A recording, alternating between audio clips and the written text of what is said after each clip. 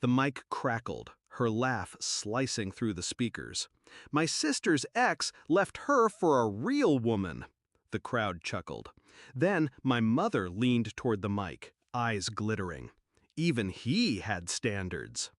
The laughter was a wave, loud, careless, until it slammed into a wall. A sharp-eyed woman stepped forward, snatching the mic with the precision of someone who didn't care whose party this was. The sound died. She didn't speak. She didn't need to. Her gaze locked onto me. There was no malice there, only pity, and something colder, a secret, a promise, vengeance.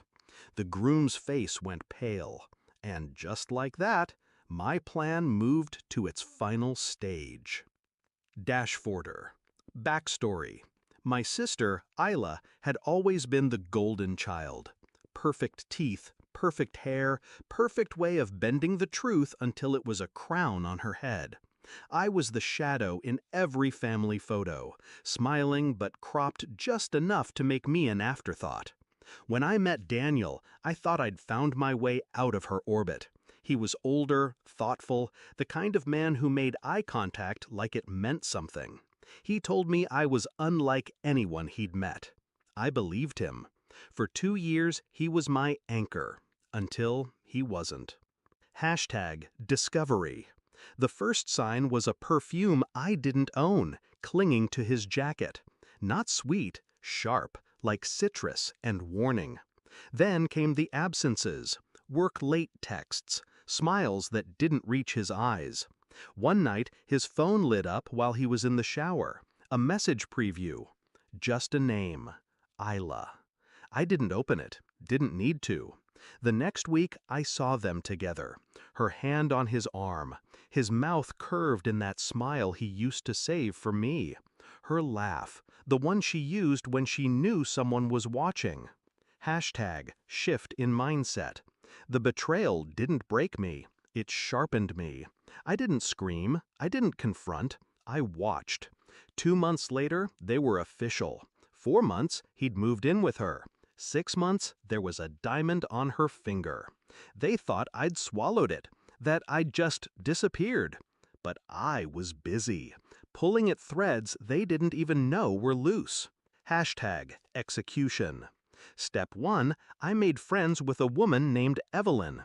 Sharp-eyed, sharp-tongued, the kind of person you meet by chance in a coffee shop. In reality, she was Daniel's ex from years before, the one he'd cheated on, the one he'd left with debt in her name. She had receipts, so did I. Step 2, I started talking to a lawyer, quietly, not for me yet, for Evelyn. Step 3, I traced every shady transaction Daniel had made since moving in with Isla. The investments he'd convinced her to co-sign, the money missing from their joint account. Step 4, I waited for the engagement party invite. I knew Isla wouldn't be able to resist parading him in front of everyone. #climax. And here we were. Champagne flowing, fairy lights strung across the lawn, Isla, in white, holding a mic, making me her punchline. Our mother playing along, the crowd lapping it up. Then Evelyn stepped in, silencing the laughter. "I wouldn't," she said, voice calm but carrying, "not unless you want everyone here to know that your fiancé proposed with my ring, the one he never paid for."